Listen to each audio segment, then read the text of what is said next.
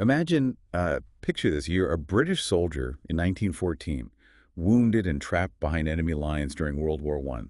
That was the reality for Lance Corporal J. Dolman at the Battle of Mons.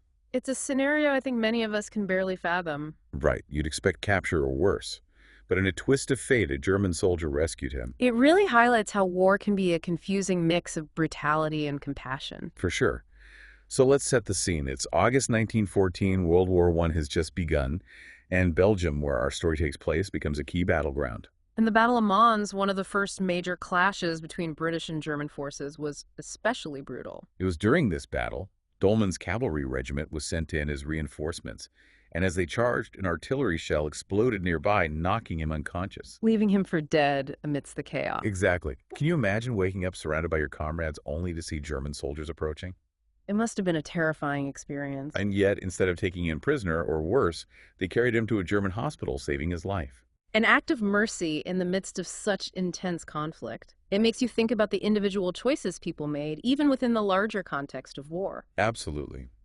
So while Dolman was recovering, another remarkable story was unfolding. Enter Edith Cavell, a 49-year-old British nurse and the head of a nursing school in Brussels. Edith was deeply dedicated to her profession. She believed in caring for everyone, regardless of nationality.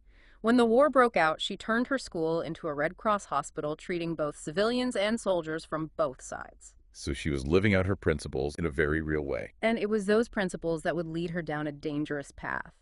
As the war went on, more and more British and French soldiers were trapped in German-occupied Belgium, desperate to get back to their own lives. And that's where Dolman's and Edith's stories intersect.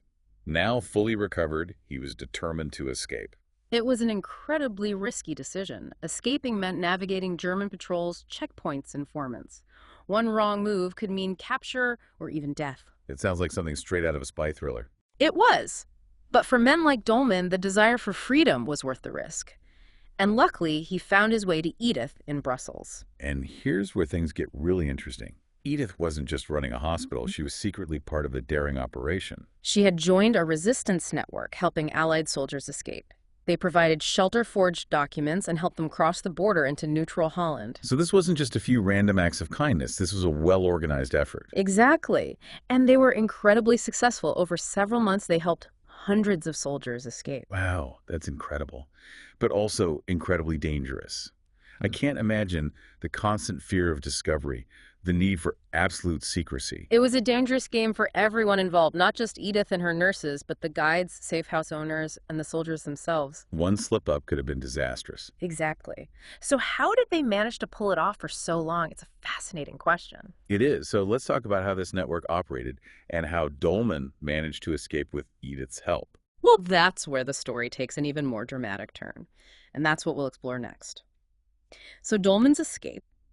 It was a carefully planned operation orchestrated by Edith and her network. It started with a secret meeting at the nursing school itself.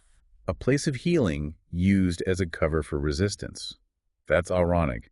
It is. There, Edith gave Dolman civilian clothes and some basic instructions. The next step was to reach a cafe. A cafe? But wouldn't those be full of German soldiers? Of course, but that's where the network's clever system came in. Edith would use subtle signals and codes. Like what? For example, she might leave a torn piece of paper on a table to signal the need for a guide. And how would they know how many soldiers needed help? The number of beers she ordered corresponded to the number of soldiers. Clever. That's thinking on your feet. Absolutely. These little details were crucial for survival. So Dolman blended into the cafe crowd disguised as a civilian. I can only imagine the tension waiting for the guide. The stakes were incredibly high, but they had a plan and it worked. The guide, alerted by the signals, made contact discreetly. And then what? Under the cover of darkness, the guide led Dolman and another soldier named Corporal Chapman through back alleys and secret rates, avoiding German patrols. It must have been a terrifying journey. Yes, every shadow a potential threat. But their determination and the hope of freedom kept them going. And finally they reached the Dutch border. Safe at last. It's hard to imagine the relief they must have felt. All thanks to Edith and the network. You mentioned letters from escaped soldiers. What did they say? The letters poured in to Edith's mother, filled with heartfelt gratitude. These weren't just thank you notes. They were emotional accounts of men who had been saved from certain death.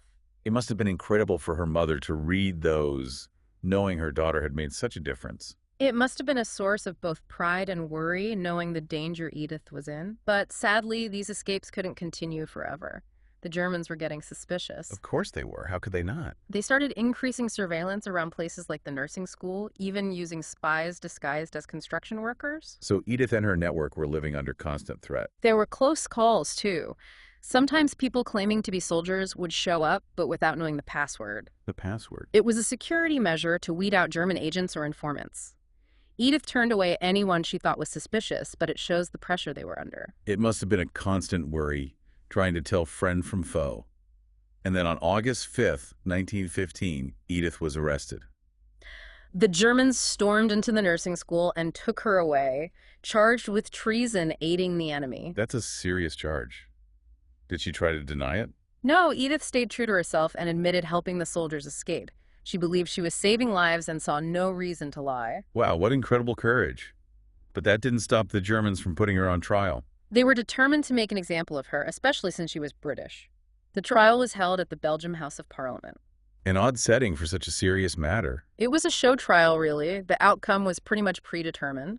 How so? Edith had a defense lawyer, but he wasn't allowed to even speak to her before the trial, so he couldn't prepare a proper defense. So the odds were stacked against her from the start.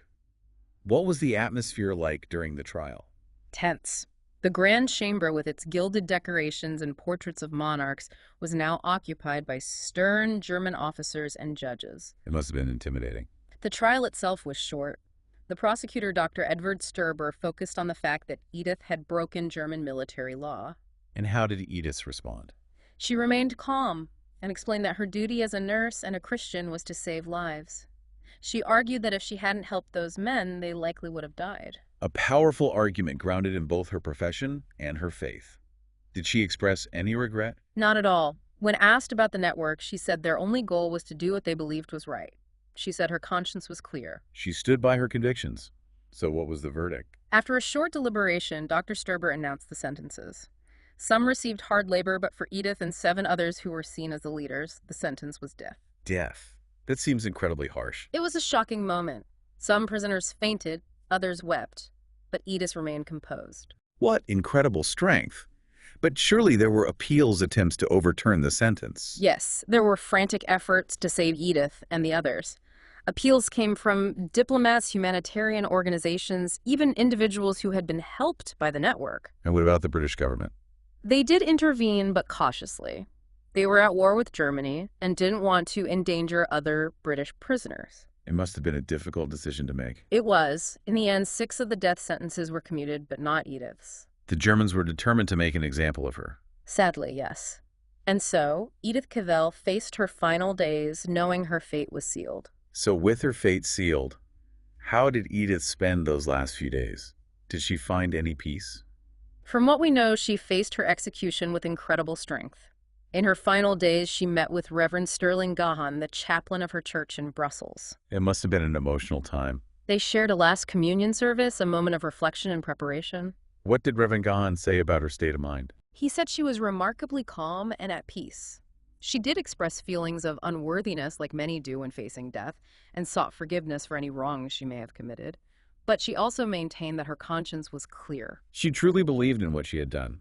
Yes, she had acted according to her beliefs, and she was ready to face the consequences. A powerful example of faith in the face of adversity. So what were her final wishes?